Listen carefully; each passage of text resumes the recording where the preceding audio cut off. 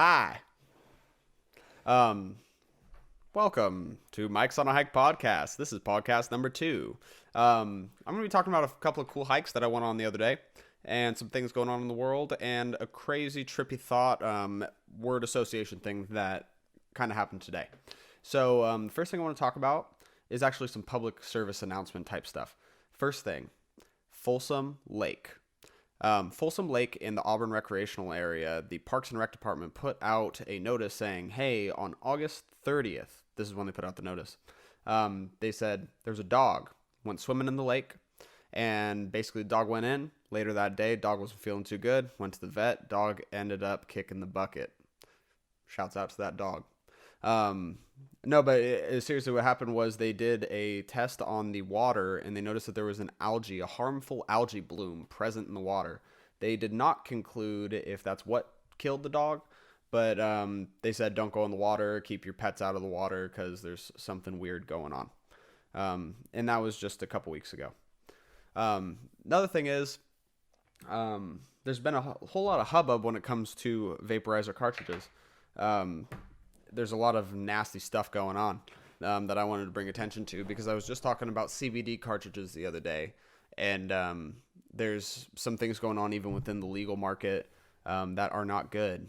First of all, within the legal market, dispensaries, most of which are not operating legally, basically they're putting out black marketed cartridges that have some nasty filler stuff in it. What I know is there's this product out. It's called Honeycut. Honeycut is something that you can buy from shady Instagram accounts for like $1,000 a liter, or you could buy. And basically, you could use it to make black market distillates, cartridges, and sell them. I've seen people who extract impurities from oils post some nasty stuff with Honeycut. How it basically pulls out this nasty cobweb mold looking stuff. And I've seen some people who have contacted the company. The company says it's all natural and safe, blah, blah, blah. Well, then what happened a couple weeks ago was people started getting hospitalized for forms of pneumonia connected to the vaporizer cartridges. And not talking e-cigarette, those could be too, but they're mostly talking about the cannabis. But basically what's happened is a few people have actually died. And they get this crazy form of pneumonia, which the FDA has said is caused by vitamin E acetate. Vitamin E acetate is in the Honeycut that they found. The company Honeycut went completely offline, could not be contacted. They basically just ran off after figuring out that people are getting harmed by their product. And I know that there's a few distributors of the Honeycut filler agent that have been subpoenaed because they're trying to figure out what's been going on and who's responsible for it.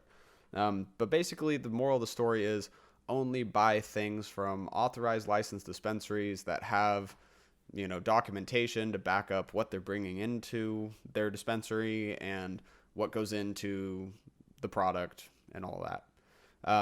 But again, they're talking about vitamin E acetate, which is the main kind of ingredient that they found to cause the form of pneumonia. But yeah, scary stuff. Another thing when it comes to CBD, I just read an article, and a lot of this, it's like this stuff goes on every day. It's just getting a little bit of heat when it comes to media. But they were testing CBD, because CBD is very unregulated in itself, and you can kind of distribute it a little bit more easily than stuff that has to be ran through a dispensary. People were finding that there was synthetic CBD with a bunch of nasty stuff in it as well. So even then, it could be lab made, could be not good. And because you never know what kind of heavy metals and things like that go into the final product that you're ingesting or intaking. So even with CBD, watch out with what you're buying. Buy from a reputable company. That's why people have companies, so that they have lawyers and things like that you could go after if they harm you, rather than buying things off of the street or anything like that, even if it's something like CBD, which is supposed to be for health purposes. But yeah, that's kind of the public service announcements. We're going to start talking about Bobelaine. Who is Bobelaine? Bobelaine Animal Sanctuary. It is a bird sanctuary south of Yuba City. For me, it takes about 45 minutes to get there. And it's a hike that I've been going on for a couple years. My favorite local hike in the area, super easy to do. Wouldn't recommend kids.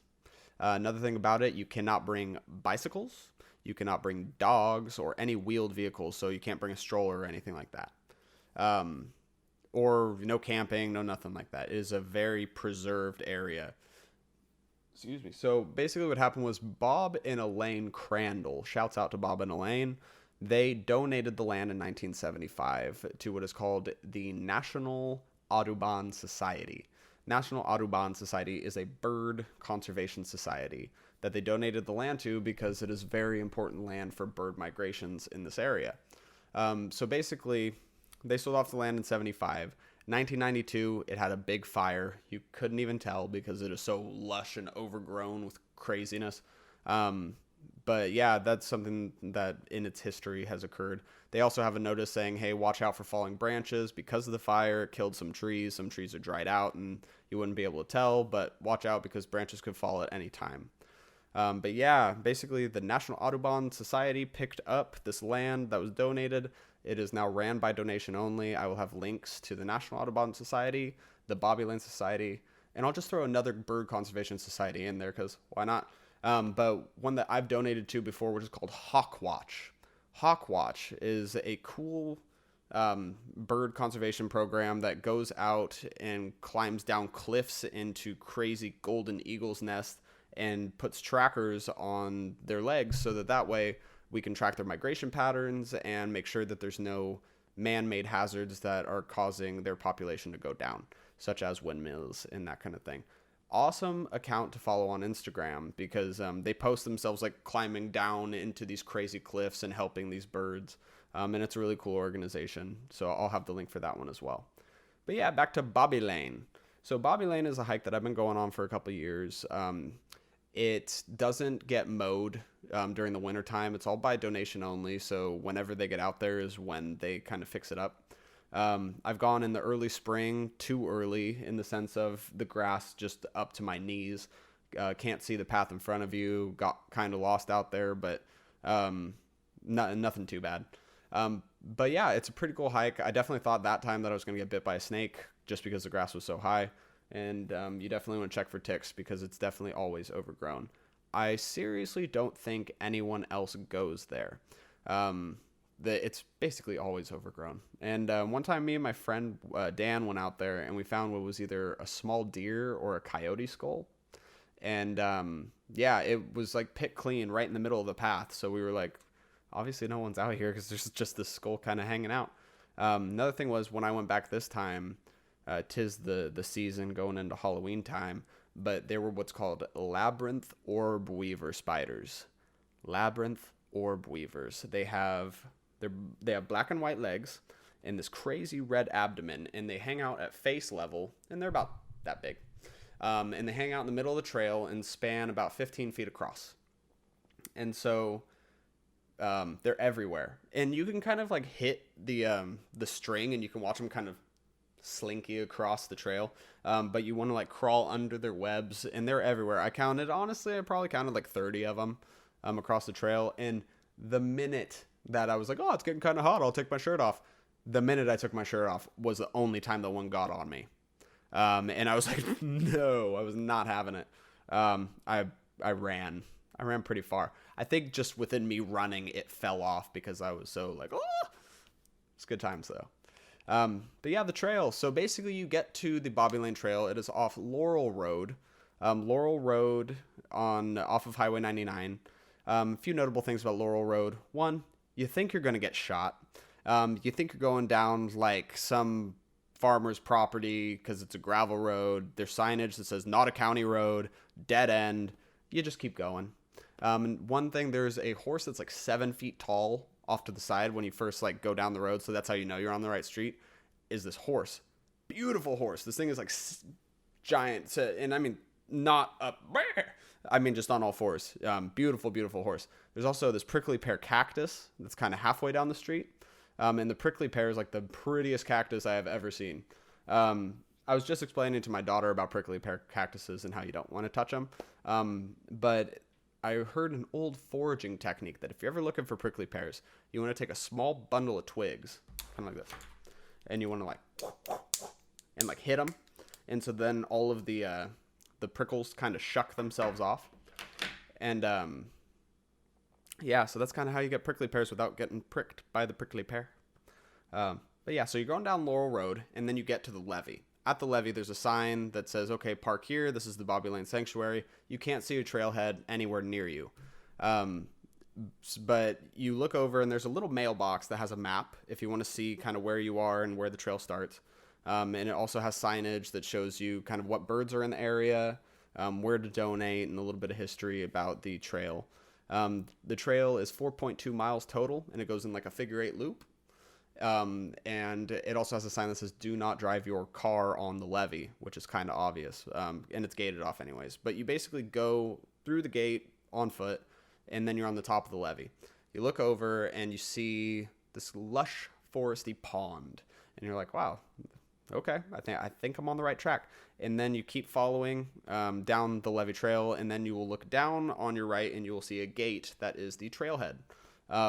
Again, you can only go on foot, can't bring a bike, nothing like that.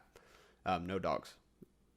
And so basically you get there, and that's where everything changes. It is no longer agriculture Yuba City land, and it turns into this river forest, which is what it is. Apparently the whole land used to be river forest. This is just one little patch that is preserved for the birds. So then you start on the hike. When I walked in this time, I saw what I believe to be a turkey vulture. It could have been a condor. If it was a condor, it was very small, and it was perched, so I couldn't really tell. So a turkey vulture has a V on their wings, as to where a condor is more straight across on their wingspan. And so when a turkey vulture flies, it's more wobbly in its flight patterns, and a condor is more agile and straight in.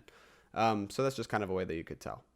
But yeah, so basically, I saw one of those guys when I walked in, and what I like to do is head north to the left of the trail and take what the first loop, which is called the Otter Loop.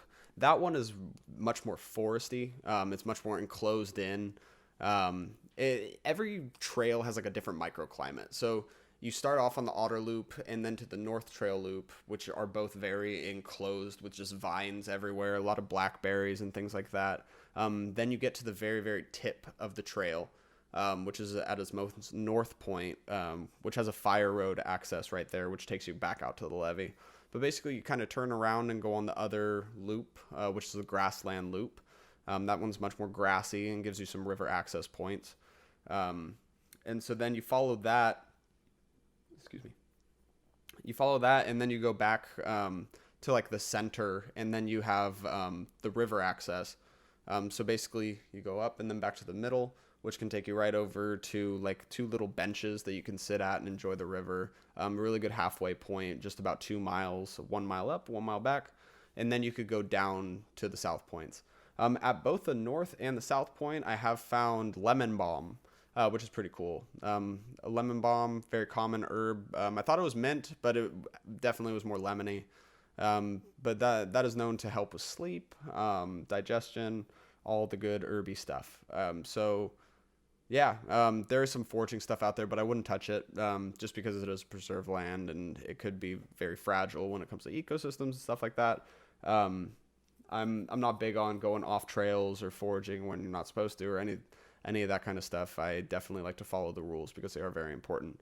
Another key trick, if you didn't know this, and if you're camping in the forest, buy the wood there. I know that they're like, and a lot of places they probably have the wood shipped in, but if they do cut the wood down legally, lawfully, you want to burn the wood that's in that forest, because you don't want to bring outside wood in that could have bugs in it, and then you could start bigger problems than you know that you're starting.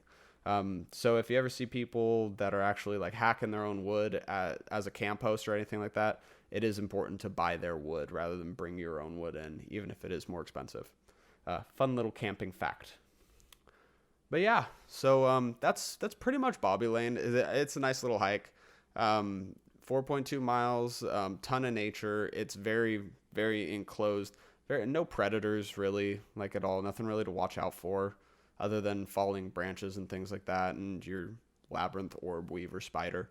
But I recommend anybody go check it out, but just make sure that you're not an arachnophobic person, and if you are, just go with somebody who isn't, so they can knock down the spider webs for you. But yeah, that's Bobelaine. The next one I want to talk about is a hike I went on the other day with my friends Chris and Christy. We went to Hallelujah Junction. Function at the Junction off of Highway 395. It's a mountain, Petersen Mountain is what it's called. And it basically has a lot of smoky quartz crystals. I went there originally with my friend Shannon, who took me there. Shouts out Shannon. But yeah, so basically you get there, and if you have a 4-wheel drive vehicle, you can go all the way up. If not, it's like an hour walk to get up to the mountain point. But you need a good 4-wheel drive. The first time I went, I was a little younger in my youth and thought it would be a genius idea to take my parents' car and try and go off-roading in the desert in a Toyota Solara. I didn't end up sending it down a hill or completely ripping out the bottom of it or all the things that seemed like they were happening with all the crunching and all that. But the car is in perfectly fine shape. It has a lot of height clearance, but that was a sketchy thing, and I wouldn't recommend taking any car that isn't a 4-wheel drive out there. And if you do, park at the bottom and walk in. It's free camping. There's people camping everywhere. One of the downsides of the Petersen Mountain now is it burned to the ground. Yeah, it sucks. Basically, it's desert, so there's no shade or anything like that. But there's kind of these lush desert brush plants all over now the whole ground is just black and scorched. Another thing is there's fire ants that have these ant hills that are probably like 1.5 feet tall. I mean, they're the only things out there. So it's very hellish when you go out there. But once you get to the top, it's beautiful. It's like looking at, because you're on the side of a mountain, but you're looking out and it's like an IMAX movie of just desert. And you've got like the Sierras. You're on the backside of the Sierras over here. You've got more desert, just lush, beautiful land. Love it. Beautiful. But yeah, there's smoky quartz. Another thing is you don't really have to like mine. It's not mining in the sense of like hi ho. It's more finding ones on the ground, or you find these little hilly kind of dugout holes. But I have my own little method to it.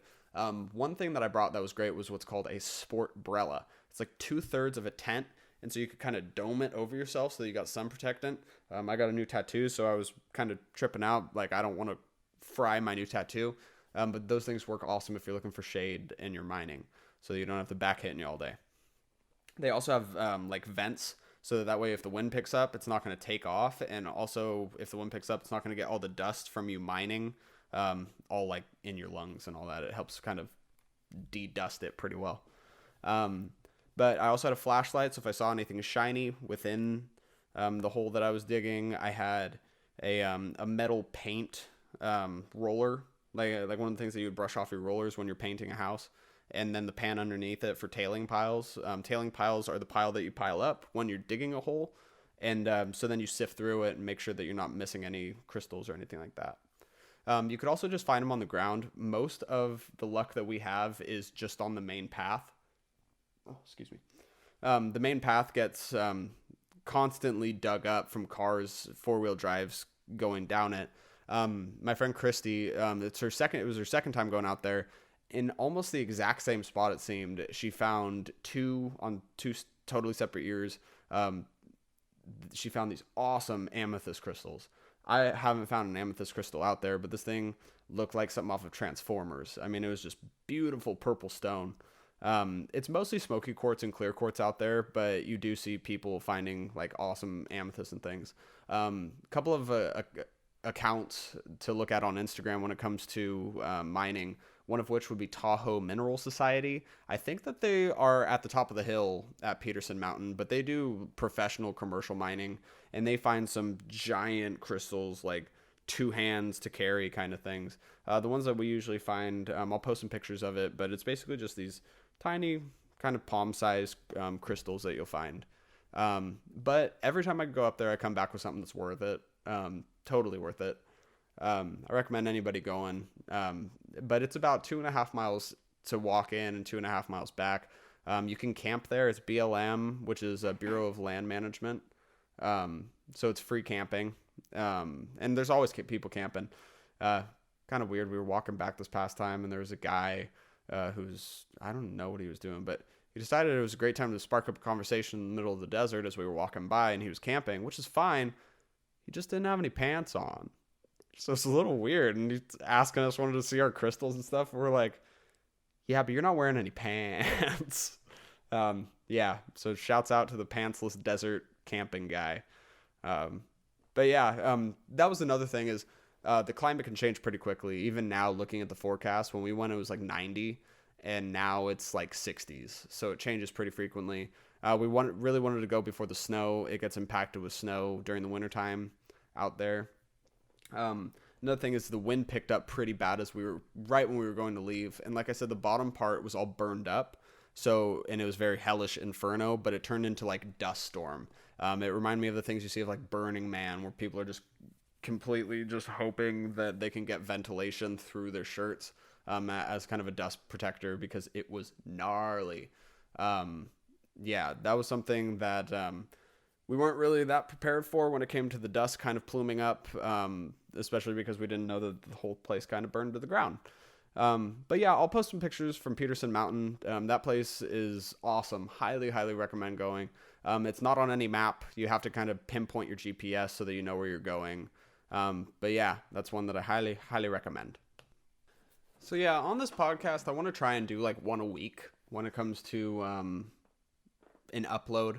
I've been doing a lot of hiking. My game plan is kind of to do most of my Sierras hiking and my Calaveras hiking right now at this time of the year, so that when the weather kind of creeps in with the cold, then I can kind of take off more to the coast, to the Bay Area, do some more mushroom foraging and things like that, and doing some of my local hiking around here as well. Today, actually, I went on a pretty good little one, which was at the Miners Ravine Trail here in Roseville, 5 minutes away.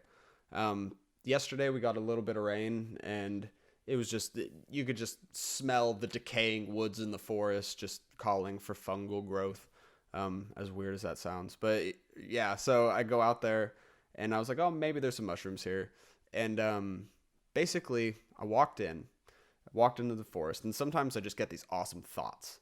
And like I said, kind of at the end of my podcast, I like to kind of conclude with the saying or whatever kind of words of meaning or whatnot that I'm kind of feeling fits the vibe for that podcast. Well, I'm going to kind of input that one in here right now because it kind of fits for what I was kind of going on today.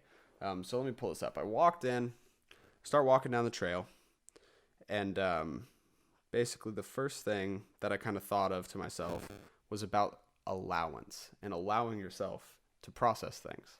So what I wrote was, sometimes we refer to our happiest moments, asking ourselves what avenues we took, who we were at that time, and what we did to be able to reach such places of balance, happiness, and wholeness.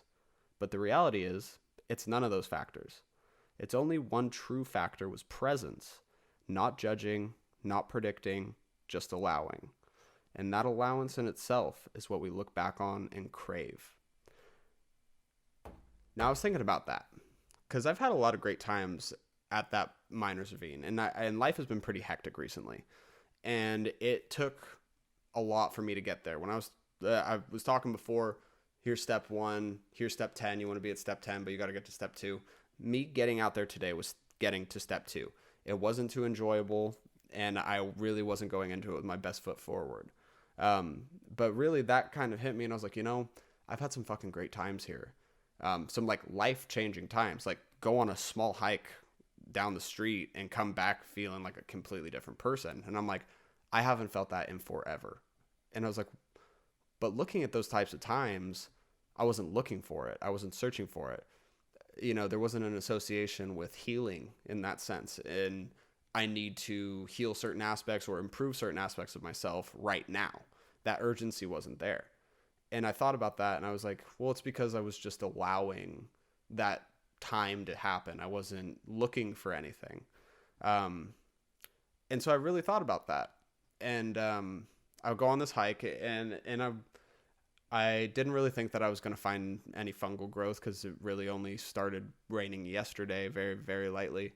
But I started noticing some bad stuff, one of which garbage everywhere along that hike. I even found a AutoZone battery in the creek. Like I'm like it's as bad as it gets. I mean, somebody left a crack pipe sitting on a log. Like it was just bad, and I was just like, "Geez." And I also noticed there's a hospital that backs up to the trail, and they're starting to push the fence line more and more to the trail.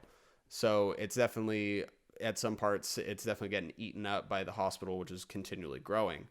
So that was kind of a bummer too. And I was like, I'm not really gonna find anything out here. And then I found the chicken of the woods mushroom.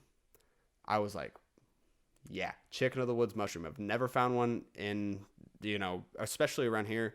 Haven't found one ever, but I was so excited and I was like, oh, so I found this mushroom and then all of a sudden I got hit with this wave of excitement, but it was also an association of stress, and I'll kind of explain why.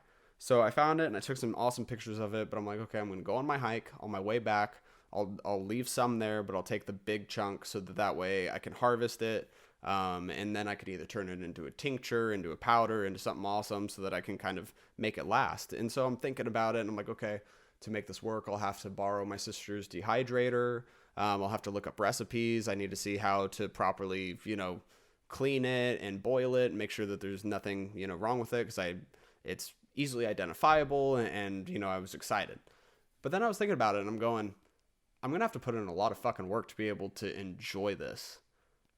Rather than I can just allow it to be there and enjoy it. And as cheesy as it sounds, I go, I haven't found one before. I know where it is now. I'll find one again. Let it be. Just enjoy it for what it is. Allow this hike. Don't take away from this hike just to figure out more about something that you found at one moment. And so I kind of did that. And I really was just like, allow this hike to be a good one and not force it.